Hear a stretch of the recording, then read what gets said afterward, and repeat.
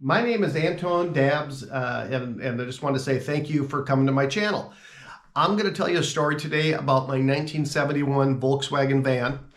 We call him Gus the Bus affectionately. He's been in the family 21 years now, and I want to tell you the story and how I got him. So 21 years ago, it was during the summer, I answered an ad on Craigslist that somebody had this bus for sale on.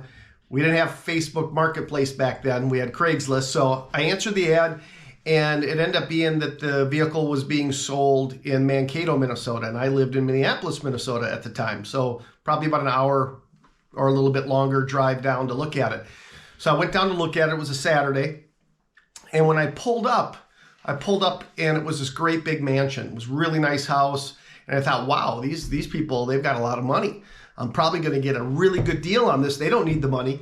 And I proceeded to pull in, park, and I saw the van there.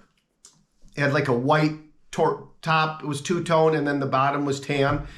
It originally would have came all white, so somebody had painted. I could see that right off the bat at some point in its life. And I got out of the car, start walking up, and here comes this guy, and I kind of recognize him. He's walking up towards us.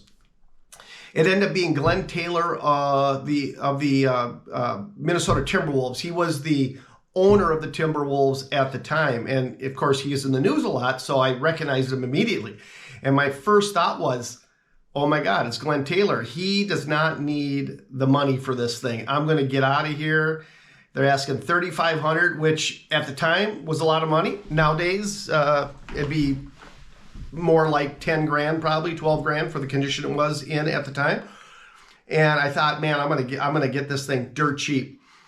And I'm not exactly sure what happened, but by the time I left, I gave him $3,500. I probably would have gave him more if I had it.